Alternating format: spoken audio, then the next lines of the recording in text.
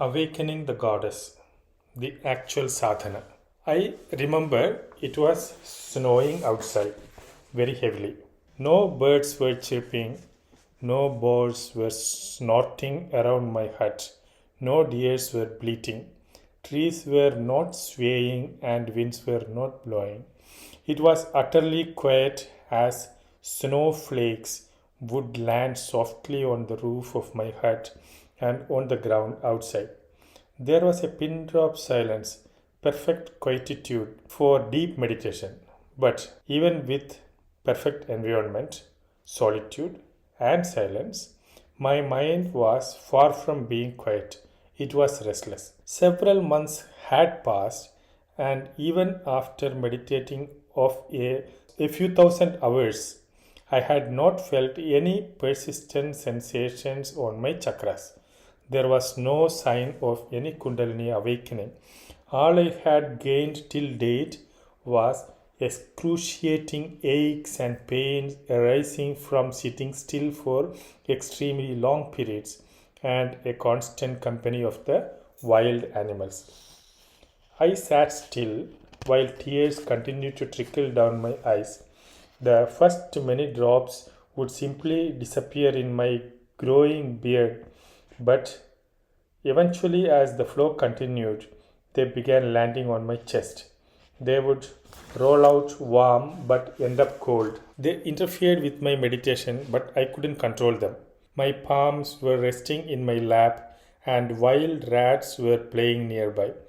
They were moving around and about as if they were circumambulating me. It was hardly entertaining. Tears from my eyes continued to fall like raindrops from the sky. These were not tears of devotion or bliss, though. I was crying because I was extremely tired and exhausted. The exhaustion that I had once experienced from running my own business and working in 5 different time zones was minuscule compared to what I was going through now. This was not just any fatigue. I was tired because I had tried everything I could think of, and yet I was not any better than when I had first started. Ever since I had gone to the Himalayas, I had followed a strict routine of meditation with utmost discipline, never faltering even once. I ate a frugal meal once in 24 hours to avoid lethargy. Living in sub zero temperature for the most part, I bathed every day in icy water. I took only short naps so I could devote all my time to intense meditation. I slept and sat on the floor, devoid of any comfortable mattresses, to maintain a state of constant alertness. I had even forgotten what it was like to sit in a chair. Months had passed, and I had not eaten a square meal or slept on a bed. My hut was run down, tucked away in the woods, far from civilization. The chilly winds would run through my bones like water through a sponge. There was no electricity, no flushing toilet, and no running water. It was an ancient environment, the kind that the great rishis lived in once. Completely disconnected from the outside world with no human contact, I observed strict silence and solitude. I had given up on everything I possibly could, except just my own life. And yet there was no light. I did not think that the forces of nature were testing me. Instead, I felt they were humiliating me. Yes, I felt humiliated because, foregoing all reason and sense, I had left everything behind to pursue my calling. Maybe I had dialed the wrong number, or maybe my calling was a hoax. And I did not know what was more humiliating, to give up my years of pursuit with an admission that I had blindly devoted and wasted my life for a cause that amounted to nothing, or to continue my sadhana without knowing if there was any truth to it at all. But I did know one thing: if I had any chance at discovering my own truth, it would not come by quitting. With a view to persist once again, I would wipe my tears and renew my resolve and resumed my meditation with great determination and faith. That does not mean, though, that my path somehow became easier just because by vowing to not give up. On the contrary, the firmer I resolved, the louder became the voice of the inner critic. I had faith, all right, but I also had a skeptical mind that was ever eager to reason. My questioning mind was not a challenge. My doubting mind was. Each one of us has two minds. Our positive mind is like the beautiful musk deer. It runs through the jungle of emotions and thoughts, spreading fragrance. It is swift, agile, and confident, and it does not collide. It carves its own path. So is our negative mind, unfortunately, which is like an ugly cockroach with two irritating antennas of self doubt and negativity. It walks through our delicious food of hope, our clean home of dreams. It breathes rapidly. It reminds you constantly that you don't have it in you or that you don't deserve it. You build castles of hope and dreams, but one wave of self doubt or one pounding of guilt, and it turns into a dyke of dune, almost indistinguishable from the rest of the beach. And you start to see yourself as just a tiny particle of sand, of dust, like everyone else in the world on the beach. You begin to think that you have nothing special in you, that you can't possibly be the castle or live in one. The path of sadhana for me was not much dissimilar. On some days I would feel that I was progressing, but just the next day it would all feel pointless. One day I would think of myself as a great yogi who could put up with the unforgiving Himalayan weather, who could practice extreme austerities, someone who lived unafraid among the wild animals, a yogi who slept on the floor among rats and rodents, among scorpions and snakes. The next day I would feel like an absolute dunes, a victim of ridicule, who gave up his life of comforts and lived away from civilization like an unlettered caveman. What are you trying to do? What are you hoping to accomplish? Do you really think you can awaken Kundalini in this day and age? Do you think that God will show up in person? You crack me up. You do. I can't believe you. With all your education and exposure, you believe in this nonsense. My mind often barged into my sadhana with such questions and statements. It would try to shake my faith and demean me. It even succeeded, but only temporarily and occasionally. Gradually, I learned that this was just noise. It was the blabbering of my mind that was not dependent on what I did or I did not. Like a demented alley, it would keep on rambling, and the only way to shut it down was to not pay attention to it. I learned to not battle my skepticism but to ignore it. By shifting my attention, I figured a way to keep my consciousness yoked to my object of meditation. I chose faith over self doubt. I picked discipline over procrastination. I settled for hope over despair. I kept meditating like the Ganges, ceaseless and flowing. Meanwhile, monsoons had come and gone. Many lush green mountains were looking bit sparse at the advent of fall. Dryness and extreme cold was setting in. Days had become extremely short. Winters had announced their arrival. It would snow on most days, but eventually, like all seasons, those days passed as well. Sun was taking a longer stroll on its path from east to west.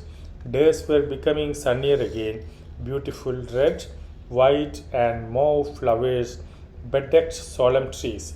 Tiny flowers covered a large area of the ground. New leaves were adorning old trees now. Nature looked like a bride dressed up for the most important moment of her life. Squirrels, snakes, deer, boars, bear, langurs, mongoose, Weasels, rabbits, and badgers were out. It looked like one grand celebration. Spring had arrived. Yet my own heart was barren like a winter garden covered with snow, cold and white. There was no harmony, no melody, and no rhythm in my existence. I was still a struggling meditator, clinging to my exhausting routine. I was still meditating with all the fervor and courage I could muster. Spring too ended its sojourn and went back into the mysterious lap of Mother Divine. And it was raining again. Everything in nature had either grown, evolved, or moved on. Everything and everyone except me. I was still where I had begun, clueless. There were occasional experiences and visions, but nothing that was consistent and persistent. By then, I had experienced extraordinary and deep sensations on all my chakras and in Sahasrara, but they would disappear as soon as I would finish my session of meditation. This was not acceptable to me. It was like you work very hard to earn $1 million, but you can only spend them as long as you are in the bank. The moment you walk out of the building, your wealth is lost and your account balance goes back to zero. I was dying to experience that state of super consciousness, that supranormal awareness where you feel oneness with everything around you, that supreme union that stays with you forever. This was eternal bliss for true samadhi in my view. This was my spiritual wealth, my goddess awakening of the Kundalini. I had let go of the temporary material world to experience this permanent bliss, and if even this was a temporary feeling, I would might as well smoke pot and feel good. Other than the fleeting experiences and intermittent sensations, although very deep, there was nothing else to bank on.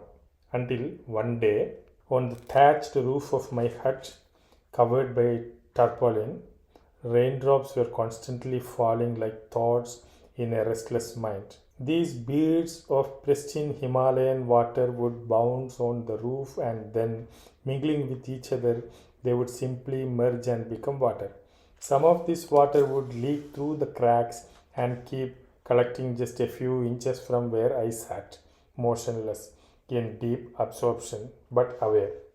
This day's awareness was different, the type I had never experienced before. I could hear every single raindrop that fell on the roof. I could almost feel when it united with another drop. I could sense them merging and becoming tiny brooks before they would seep through the cracks and gaps and make puddles in my hut. With my eyes still closed, I shifted my attention to the inside of my hut. I could no longer hear the rain, which was particularly defensing because of the drops falling on the tarp. Instead, I heard a spider crawling on one of the walls. I could sense its thin legs move cautiously, every single one of its 8 hairy legs as if had tiny senses because they moved in perfect synchronization. Even its legs were sensing the surroundings as if they had a brain of their own. I could hear the spider move about its tiny appendages, pedipalps, in the air to sense any danger before it would make the next step. My mind's eye was seeing it as clearly as my external eye would see a giant mountain in the broad daylight. I could feel every movement of the spider. Just then a doubt crept in. Was I just imagining it or it was actually happening? In a rare move, I chose to open my eyes and cast a glance in the direction of the spider. There it was moving exactly as I had seen it. I shifted my attention outside, and once again the rain was as audible as before, as if every single raindrop marked its presence like children do in classrooms. In this all pervading awareness, you experience a union that is beyond words. I was not just hearing everything around me, I was feeling it. The same energy that makes water move and makes you move too. The same life force that makes a spider's heart beat and makes your heart beat too. This is the common thread, the unbroken flow of energy on which pearls of universal existence are strewn. Other dimensions of existence and awareness were opening gently like petals of lotus do open sunrise. Roughly 75 million light years away, I became aware of the existence of a planet 2.5 times the size of Earth, green with water and supportive of life forms. I saw another one much closer, about 500 light years away. Several months later, when I descended from the Himalayas, it turned out that NASA had indeed confirmed the candidature of a planet called Kepler 22, about 600 light years away from the Earth. I was not surprised. Those deep sensations, that awakening, had become a permanent state of my mind. The boat of my life was sailing freely now in the vast ocean of bliss and equanimity. I felt this newfound bliss while walking, talking, eating, thinking, sitting, while doing any act. I was my own bank now.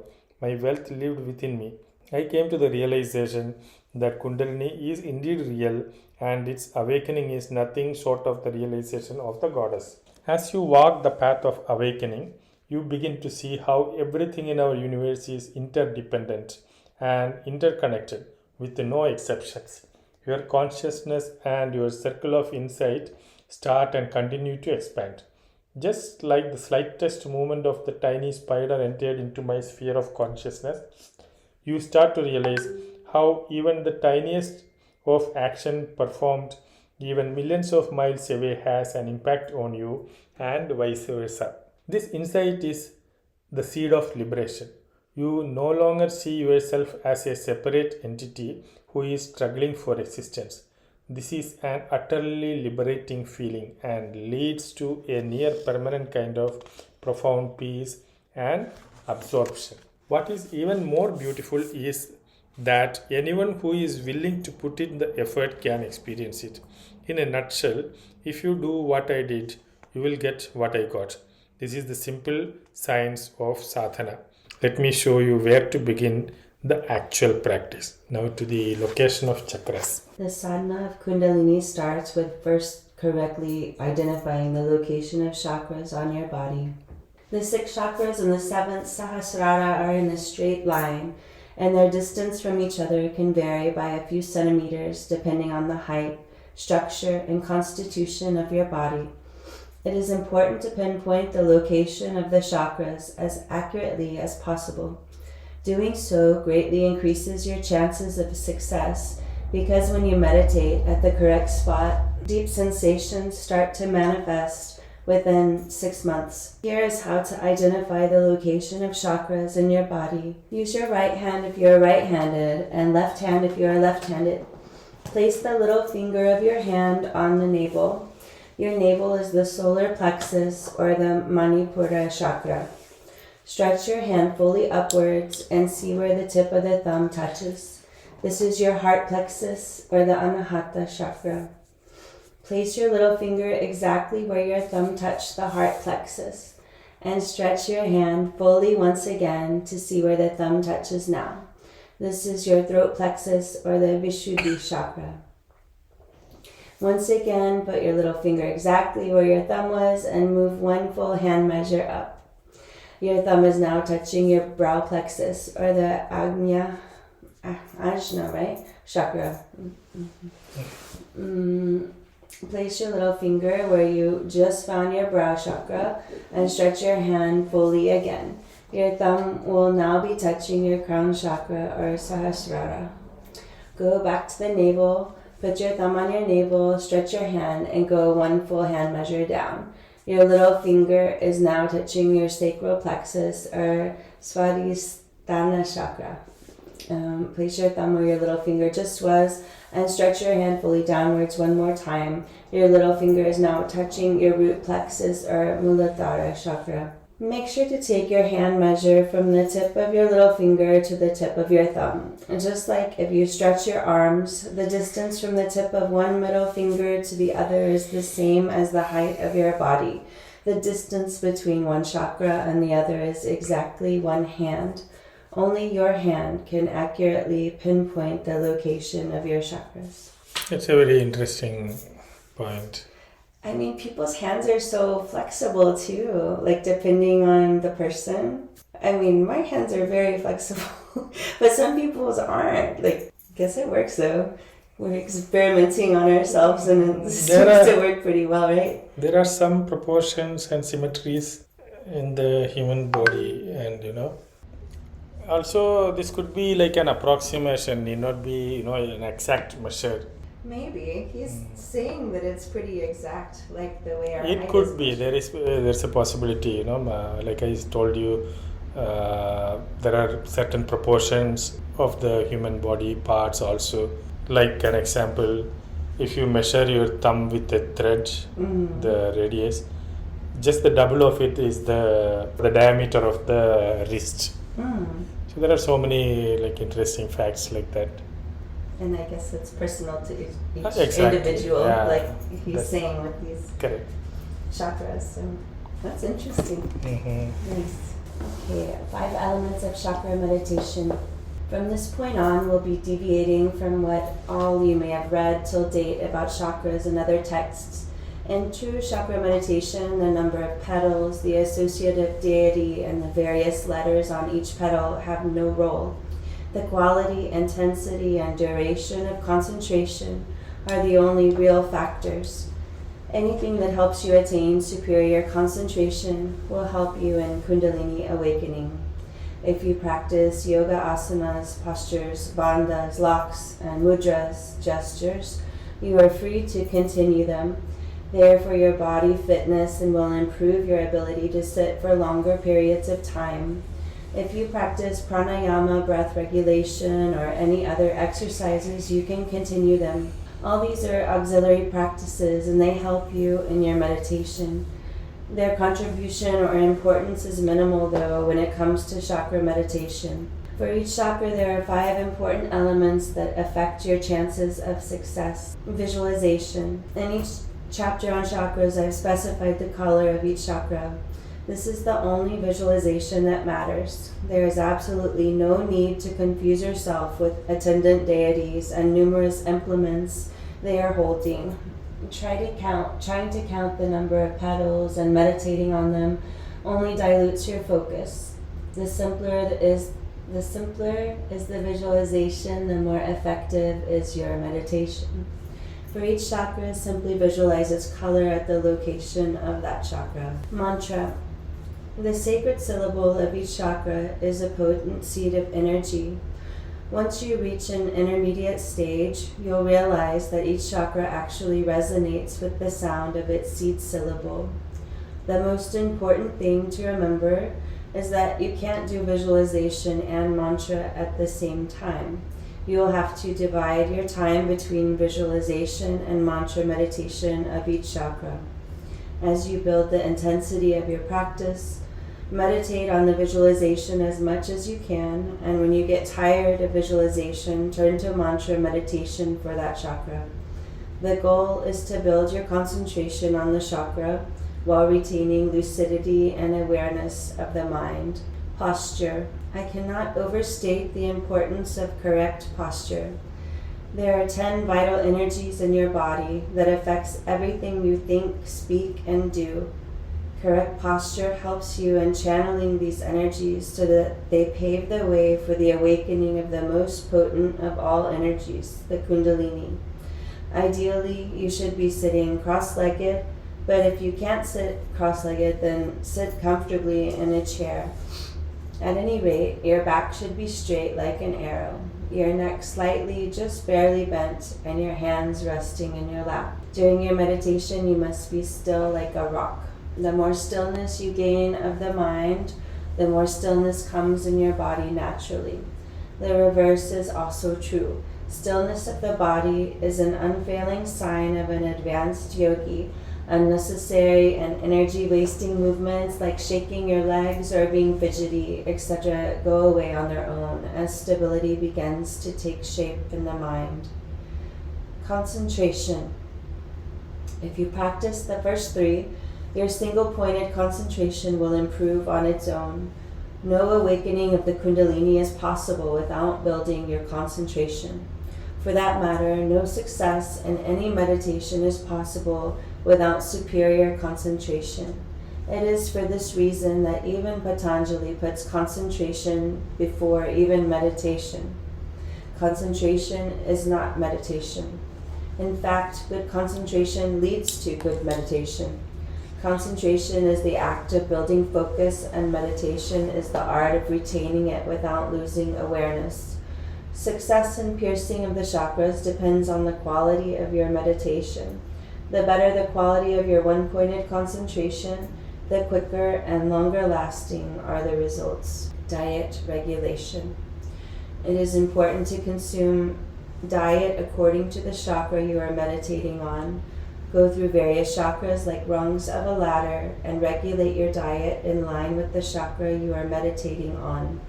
In each chapter on the chakras, I've specified foods that are suitable for each chakra. In any case, avoid spicy, oily, and deep-fried foods. Being a vegetarian will greatly help your cause because vegetarian food infuses you with sattvic energy. And now, how to meditate on chakras. For a determined and sincere practitioner, piercing the first two chakras, that is, root and sacral plexus, requires a devoted practice of 1 year each. Subsequent chakras need roughly 6 months each. This is assuming that you are able to devote an average of 2 hours every day, each day of the year. Those 2 hours should be split into 2 sessions of 1 hour each, or 3 sessions of 40 minutes each. Your first reaction may be that you are very busy and that you can't find 2 hours every day. You may start with less, but the truth is real results only come from intense meditation. And intense meditation requires unwavering commitment. Let's not forget that the awakening of Kundalini is one of the most rewarding and difficult meditations. We study in school for 6 hours every day and do so for more than 15 years before graduating with a basic degree that doesn't even guarantee a job. While in a job, we work an average of 8 to 10 hours to earn a basic salary at the end of the month. We only get 2 or 3 weeks of vacation in 1 year. A concert pianist invests an average of 10,000 hours in practice before attaining proficiency. Not to mention that all artists or musicians continue to practice throughout their lives. In much the same manner, awakening of Kundalini requires practice, effort, time, and commitment. It is not just a feel-good meditation. Here you are talking about an extraordinary transformation of the self. You are not just aiming to create, but you are going straight to the source of the creation.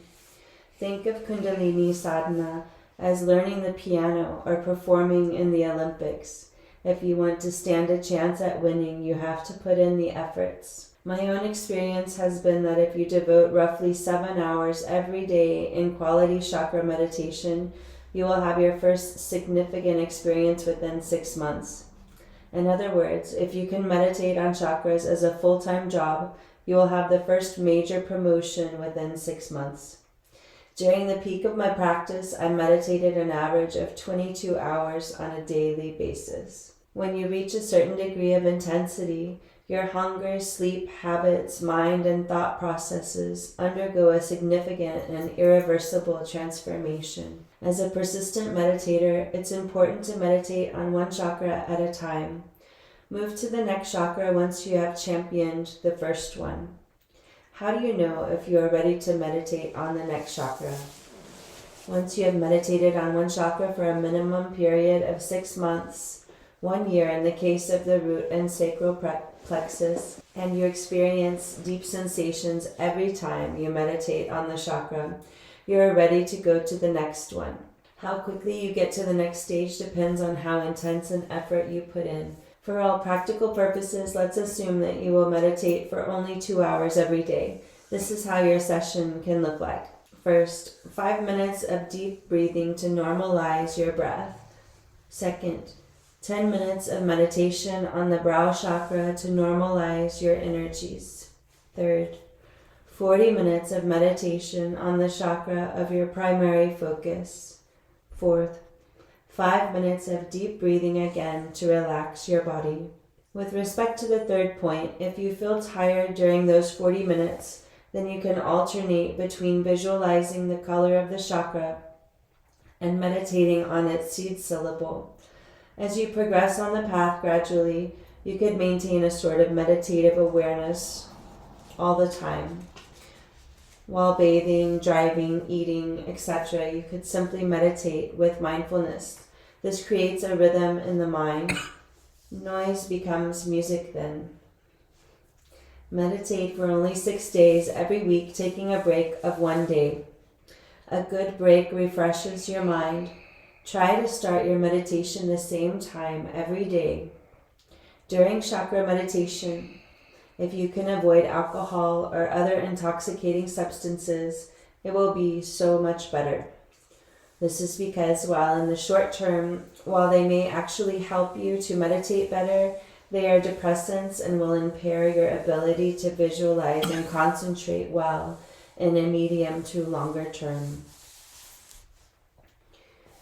A devoted disciple learned meditation from his master. No matter how hard he tried, he just couldn't focus in the beginning. However, one day he experienced deep absorption during his meditation. Guruji, he said joyously, "Today my meditation was most amazing." "Don't worry," the Guru replied in a matter-of-fact tone. "This will pass. Just stay course." "But I think I have it figured now." "This feeling too will pass," the master said, and went about his business. The disciple thought it was strange that his guru neither encouraged him nor appreciated his progress.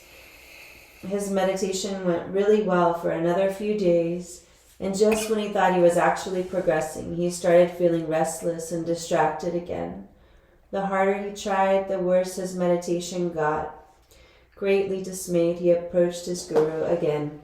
"Guruji," he said, disheartened, "I've not been able to meditate at all. I just can't focus." "Don't worry," the master said softly. "This will pass. Just stay on course." "But I think I've lost it completely." "This feeling too will pass," the Guru replied. "Keep meditating." When you embark on the path of Kundalini awakening, on some days you may feel great sensations. You may feel that you have already made remarkable progress. Don't let it elude you. If before devoting the required time, you feel that you are ready to meditate on the next chakra, almost always you'll be wrong. It is absolutely necessary to develop consistency in the quality of your concentration. On some days you'll feel that you just can't meditate, that this whole meditation and all is not for you. Don't lose heart. Just meditate a bit more.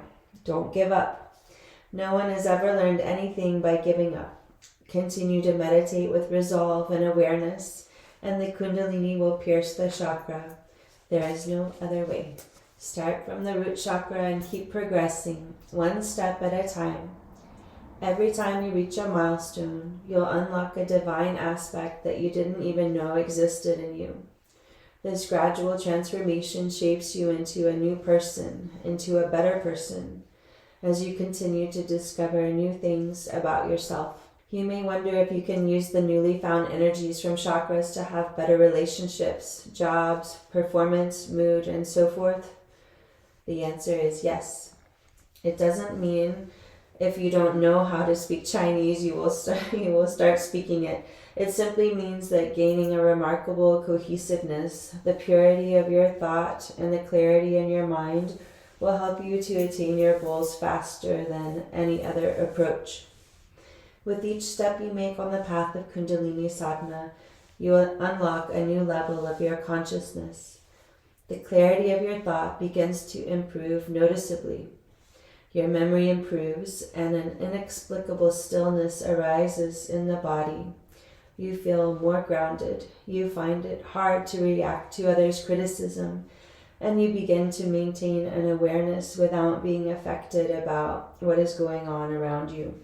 You start to see that your thoughts have started manifesting in real life. They begin to materialize. You are able to attract your desired objects with greater ease. Your sense of individuality starts to find its place in your life, lifestyle, and living. You and everyone around you notice a definitive positive change in you. Your imperfections no longer are like the thumb in front of your eye blocking your vision of the bright sun or the glorious moon. Instead, they become like the temporary clouds that dissipate on their own. Even your imperfections, like the tiny and twinkling stars, add beauty to the universe of your existence.